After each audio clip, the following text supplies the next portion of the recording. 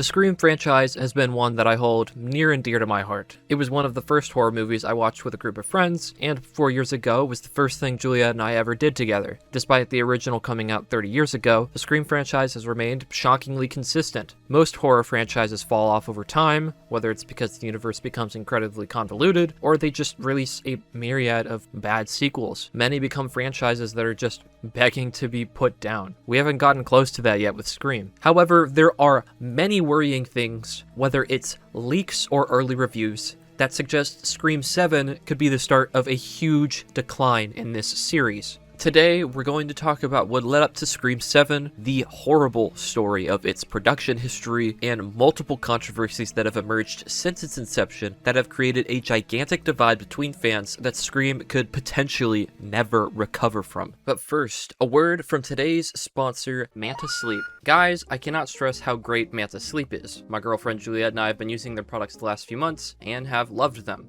Juliet especially. She typically needs to fall asleep to sound like a YouTube video or a TV show, something I'm sure many of you can relate to. We watch YouTube on our Xbox, which automatically turns off at night, so she'll end up waking up and staying awake the rest of the night. Oh my god, bro. Oh, hell no. Thankfully, this was where Manta Sleep Sound Sleep Mask stepped in, allowing Juliet to not only fall asleep super easily thanks to the 100% blackout of the mask, but stay asleep with the Sleep Mask's ultra-thin Bluetooth headphones. To fall asleep, she can just turn on one of her favorite YouTubers with the mask playing in her ears and conk out for a good 8 hours, waking up super refreshed and not having to worry anymore about waking up to the room dead silent at 3 a.m. Not only that, the quality material allows for good airflow and ventilation, so it doesn't lead to any awkward nightly sweating, and it can be adjusted super easily to fit her head or my massive noggin. If you head to their website right now, you can use code Mr. Hunteru for 10% off any purchases. Thank you again, Manta Sleep, for sponsoring this video, and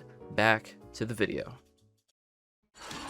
My mom and dad are gonna be so mad. Neve Campbell's portrayal as Sidney Prescott is iconic and perfect in nearly all of the films. Courtney Cox as Gale Weathers is an amazing morally gray character, and David Arquette as Dewey was one of the highlights in nearly every film for me. All the meta commentary on the state of the horror genre is genius, as it makes it relatable to horror fans who are familiar with the genre, and often leads to the slasher genre reinventing itself. And, of course, Ghostface is a perfect vessel to bring out a unique villain. Since the identity has never been linked to one person, anyone can don the mask. What will their motive be? Who will they be? It's what makes every Scream interesting, as the mystery could pick up on threads from previous movies, or just start anew in that one. Even Scream 3, which is easily regarded as the worst, is still leagues above other horror franchise sequels. After felt like what hitting a new high for the Scream franchise since the first film with Scream 4, we tragically lost the man behind it all, Wes Craven. Craven was undoubtedly a genius in the horror genre, and I can't imagine what it would look like without him making Nightmare on Elm Street, New Nightmare, and the Scream franchise. May he rest in peace. After his passing, fans began to worry what the Scream franchise could become without his guidance or artistic vision. We'd still have Kevin Williamson, who co-wrote the franchise with Craven, so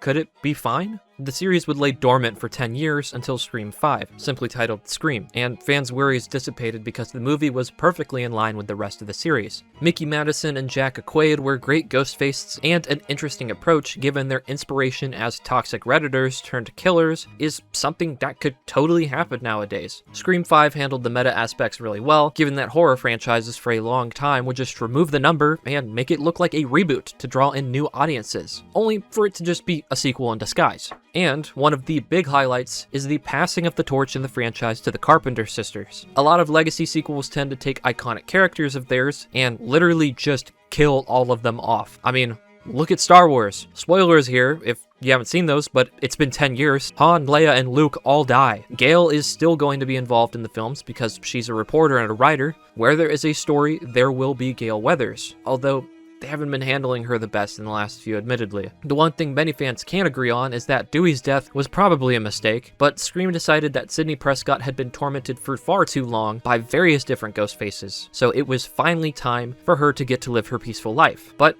it was also probably necessary. I mean, we had her family try to kill her twice, her boyfriend, and her ex-boyfriend's mom. Who the fuck else wants to try and kill her? It was going to be increasingly harder to write in a killer that made sense. Giving the franchise over to Melissa Barrera and Jenna Ortega was a great move, as both have a ton of talent and blossoming careers, and they also had a lot of potential for directions the series could take. Sam Carpenter being the daughter of Billy Loomis was a genius idea because people could want to kill her for so many reasons, and it was made even better because of her being taunted by the very same killer instincts that her father had. Would she stay innocent, or would she become a mass murderer? Them being accompanied by Chad and Mindy to make the core four created a dynamic where there was always someone to root for, even if the core four did feel kind of like a repeat of the Lakewood Six from the Scream TV show. It was clear that our new cast and the series being helmed by the director duo and producer team of Radio Silence, that we were in good hands. However, I'm sure some fans would disagree with me, as the very next release of Scream ended up being a little divisive. Scream 6 was released only a year after the fifth one, so there wasn't as many meta aspects to commentate on as there could be. In fact, there really weren't any meta aspects to commentate on. The rules in this film felt very forced and flimsy compared to other Scream movies. The Ghostfaces were a little bit weak this time around, and there were definitely some moments characters should not have lived when they did. Gale Weathers especially didn't really have much to do in this film, and I'm not sure what they're going to do with her going forward. She probably should have gotten the treatment Sidney got of go live your happy life and not be a part of the series anymore, which, speaking of, I think the biggest controversy around it was Neve Campbell not being in the film because the executives at Spyglass Media Group were not willing to pay her enough, which made no sense given she's been the franchise's leading lady for 20 years. I think this decision ended up being fine though, as Sidney being in the film wouldn't have made much sense. Even despite some of its holdbacks, the movie was still pretty good overall if you ask me. The scale of New York was absolutely felt and was kick-ass. It was even more gritty to boot. The scene with Ghostface using a shotgun might be one of the most intense moments in the entire franchise. It brought back old beloved characters like Kirby Reed from Scream 4, and of course, it gave us so much more characterization to the Carpenter sisters. It felt like their mini arc set up in Scream 5 had mostly concluded, so there were many new possibilities they could take their story. Fans were excited to see where else these two in the core 4 would go. Would the level of grit in 6 be felt again in the next film? Would Sam be able to stray away from her homicidal urges? Scream 6, despite some of its weaker points, managed to still keep the series' consistent image. Would Scream 7 be able to keep the ball rolling? The movie. Who gives a fuck about movies? The answer to that question seems to be absolutely not, as not long after Scream 6 left theaters, a bunch of concerning things for the franchise would begin to arise. The first major scare for fans was the departure of the director duo and producer team Radio Silence in August of 2023. The group had done such an amazing job helming the franchise in a direction that felt incredibly consistent with how Wes Craven likely would have wanted it to go. And they make great movies. Not only are Scream 5 and 6 solid films, but Ready or Not is also a great movie. Losing them could put the image of Scream at risk, because who knows if the next person to helm the series would do a good job. They left due to scheduling conflicts with their next film, Abigail, which ended up being a good call for them because the movie kicks major ass. The one thing that I've wondered for years about is why wasn't Spyglass Media Group okay with waiting? Why were they in such a rush to make Scream 7? As we'll talk about soon, strikes were already underway. Scream 7 would not come any quicker. Couldn't they have just waited a little bit to make sure Radio Silence could stay at the lead of Scream? Between them refusing to pay Neve Campbell adequately and them not wanting to work with scheduling for Radio Silence, Spyglass Media Group was starting to not look the best. Although, thankfully, their departure didn't seem to be an issue for long, as Scream 7 was picked up by Christopher Landon in that same month. Landon is known for having made both Happy Death Days, which are certified cult classics, and Freaky, which is also a good film in its own right. In fact, Landon had dreamed he'd get to direct a Scream movie his whole career, so this was even more perfect. It's clear we would be in good hands again after all. With that, the writing trio of Kevin Williamson, who have written pretty much every single Scream, alongside Guy Busnick and James Vanderbilt, started to work on Scream 7's story. The script seems to have been finished, but the film didn't get very far in pre-production outside of this, as also in August of 2023, the entire team of Scream 7 joined in on the SAG-AFTRA and Writers Guild strikes. For those that aren't aware, this was a group of actors and writers that banded together to get the industry to put in regulations and protections against potential involvement of generative AI. This strikes lasted for 4 months because many studios and executives did not want to comply with their demands, which is awful. fuck AI. But back to this point, this created massive issues for Scream 7 as the film could not move forward in production across all fronts. Then, a few months later in November of 2023, something would happen that would completely change the future of Scream. Spyglass Media Group, the same people who refused to pay Neve Campbell adequately despite being the leading face of the franchise for 20 years, the same group that didn't want to work with radio silence on their scheduling, fired Melissa Barrera, who played Sam Carpenter and was their new leading face of the franchise. The reason? She made some posts on Instagram about the Israel and Gaza conflict. In a quote to Variety by Spyglass Media Group, they said, quote, "We have zero tolerance for anti-Semitism or the incitement of hate in any form, including false references to genocide, ethnic cleansing, Holocaust distortion, or anything that flagrantly crosses the line into hate speech." End quote. Based off what Spyglass is saying, Melissa Barrera must have said some pretty crazy shit, right? Well, no, actually. Far from it, in fact. I did some digging, and there's an account on Twitter that has posted pretty much every single thing she put on Instagram during this period of time. Let me read you some of the things she was posting. "I love my Jewish friends. I stand with you in these horrible times. I empathize with you. I empathize with your fear and pain. No one deserves to be persecuted or attacked. I know that a lot of Jewish people are not okay with what the government of Israel is doing, which is the same thing. Jewish children are dying. Innocent Jewish children are dying. Palestinian children are dying and have been dying for decades. Innocent Palestinians are and have been dying for decades. Not always because of bombs, but because they live in a prison and have had vital resources limited. I pray for peace for everyone. I pray for peace and freedom in that region." She shared an Instagram post about how people wonder how people in history stood back and watched genocide and did nothing when the same thing is happening right now. Then she shared another post saying, "If you are watching what is happening in Gaza and take offense at people posting about it and wanting it to stop, wanting a free Palestine, then I ask you, why do you think some lives are worth more than others? Why do you think any of what Israel is doing is okay? Because it's not. Telling millions to evacuate and then killing them when they do is not okay. Bombing hospitals is not okay. Denying access to water and incoming aid is not okay." Does any of this sound like hate speech? Does any of this sound remotely like anti-Semitism? No.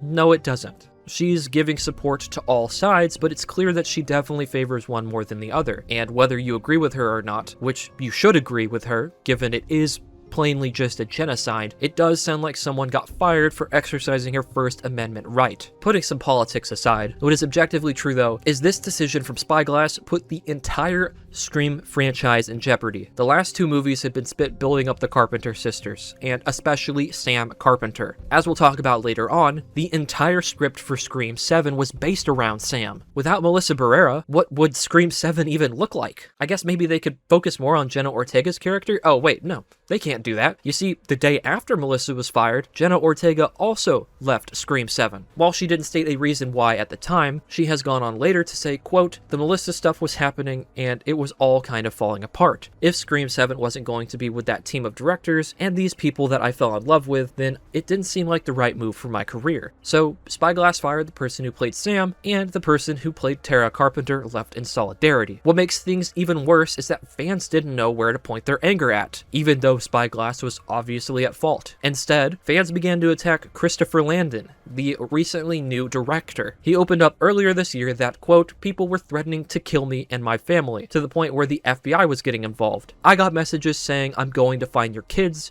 and I'm going to kill them because you support child murder." Scream fans, you guys harassed a man who had nothing to do with Melissa Barrera's firing. You guys harassed and told a man to die when all he wanted to do in his entire career was direct a Scream movie. He did literally nothing wrong, and has even gone on record multiple times stating that her firing was not his choice. In December of 2023, Landon left Scream 7's production, stating that the movie's script was entirely dedicated to Sam Carpenter's character. Quote, "Without her, there was no movie." In the span of less than a month, Scream 7 lost its director, its two lead actresses, and they were going to have to entirely rewrite the script. Scream 7, by all means, looked like it was fucked. News about Scream 7's production went quiet as it's clear Spyglass Media Group was panicking, given that they single-handedly ruined their next installment into the franchise. In March of 2024, the silence was broken when they announced that Neve Campbell would be returning as Sidney Prescott. Yeah, you know the character who finally got her happy ending, how she passes the torch to a new leading girl? Well,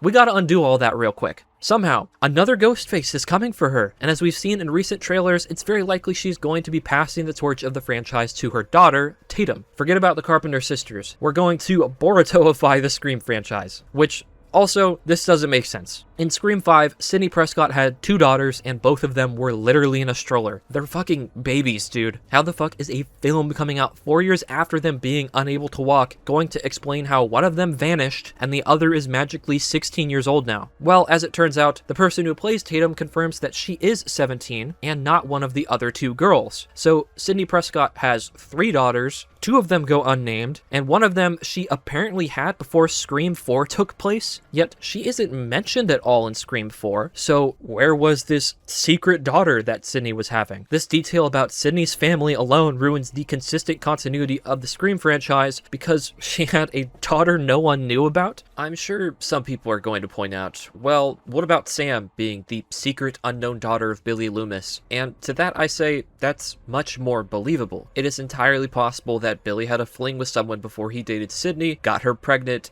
and now Sam exists. She would go unnamed during other parts of the franchise, given nothing binds her to it, and it could make her introduction later as she begins to discover who she is feel more natural as she learns more about her father and his history. Sidney having a secret daughter just doesn't make as much sense because Sidney's been our main character for nearly 25 to 30 years. Surely she would mention having a daughter around the same age of Sam and Tara in the first movie. It just seems like an incredibly weird writing choice to introduce a 17-year-old daughter into a franchise when they had opportunity to do so in the last 2 movies, or 3 movies, given she was alive during Scream 4. Not to mention, this all feels like a slap in the face because the thing that finally got Spyglass to pay Neve the amount of money she deserved was the firing and leaving of their other leads. Do you realize how bad that looks? They finally realized somebody who had been the face of Scream for almost 30 years deserved to be paid right after they fucked up and fired other people. Question for the film's production began to go sky high for this as we learned that Matthew Lillard was reprising his role as Stu Mocker, which could be awful. Stu being alive has been a fun fan theory for years now, but it would make no sense canonically for him to wait 30 years to randomly go and try to kill Sidney again, especially because he never really cared about killing Sidney. He was just doing it because Billy was his best friend. And lover, if the stage play is canon. In an interview, Lillard said, "My hope is that I am not the one that kills the Scream franchise."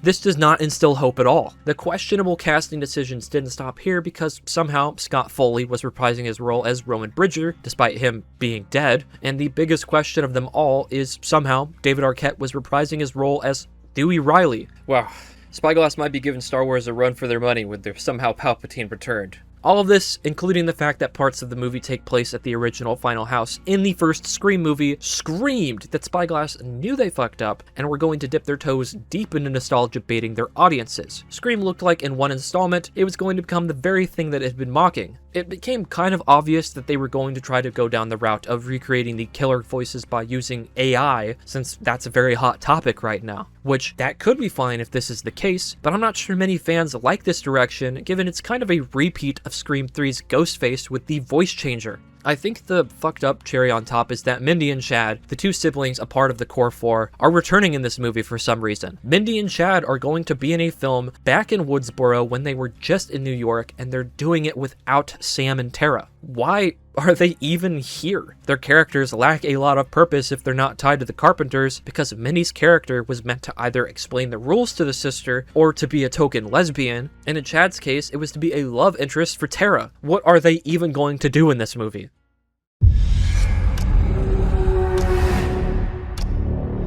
After dropping this load of stinky shit, we didn't hear anything about the movie for 7 months when the trailer dropped. It looked bad. It was very palpable how much they were pulling at straws for this. It was made even worse as after dropping the trailer, they partnered with Meta to make an AI experience. Any person can generate themselves into a Scream movie. Obviously, this is likely to be a tongue-in-cheek reference to the killer utilizing AI in the film, but this seems counterintuitive, given people on the team for this very movie were fighting against AI literally 2 years before this. Plus, I mean, we all know AI is bad, right? Ruining our water, making our electric bills higher, putting people into psychosis. 34% of adults in the world, which is nearly 3 billion people, don't like AI. Who wanted this? You can literally have your buddy buy a Ghostface mask and pose behind you for a photo if you really want a photo with Ghostface that badly. To make this start to their promotional campaign even worse, they decided to partner with Kalshi, a betting market. Now, let me preface, this is not new for Scream. They partnered in the past for 5 and 6 with betting MGM, but this time it feels a little different. Back then, gambling apps were a thing, but they weren't so commonplace. Nowadays, I don't think it's too insane to say we are essentially in a gambling epidemic. A survey for the percentages hasn't been done just yet for 2025, but according to a study by the Siena Research Institute, in 2024, 22% of adults in America were using or had used a betting app. That's 56 million people using gambling-related apps, and this was 2 years ago. I'm sure you may have noticed after the AI and gambling-filled Super Bowl commercials, but the gambling problem in the United States has skyrocketed, and I'm sure this percentage is a lot higher in 2025 than it was in 2024. Speaking of the Super Bowl, Scream has had an awful marketing campaign for the movie because they went and got a Super Bowl commercial, which was a minute and cost them at least $16 million.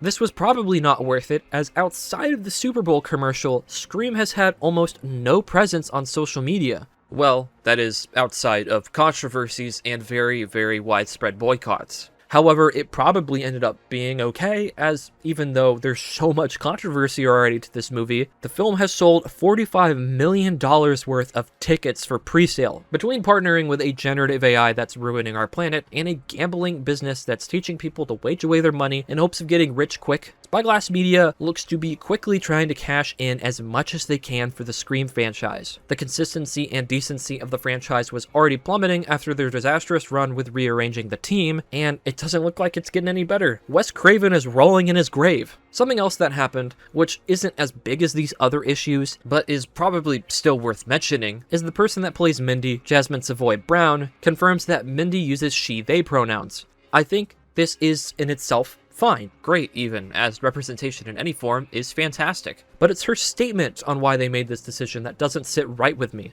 Quote, "I've officially made Mindy she/they. In the midst of so much ugliness in the world, ICE being an obvious horror, there is a clear attack on our queer and trans community. I hope it means something to you to see Mindy's she/they pin on the big screen. I really respect wanting to bring representation to this franchise, but if Jasmine really wanted to take a stance on the ugliness in the world, she would have fought for her co-star Melissa when she was fired for actually being outspoken about the ugliness in the world. This reads as incredibly performative instead of genuine, especially because this big moment that she's treating this as is just a little pin that she wears in the film. When things finally seemed like they were cooling down, Scream 7 was once again thrown into jeopardy by lawsuits, of all things. In case you aren't in the know, Scream actually doesn't own the Ghostface mask. Back when the very first Scream was in production, Wes Craven saw the mask that was made by Funworld and asked to purchase a license so he could make it the mask for his killer. Ever since then, Scream licenses the right to use this mask for the next film. This is why, for example, in Dead by Daylight, the Ghostface isn't the one from the films and is an original killer, because they couldn't get the rights to Scream, but Funworld was more than happy to work with them. Scream and Funworld have been partnered for 30 years, and, randomly,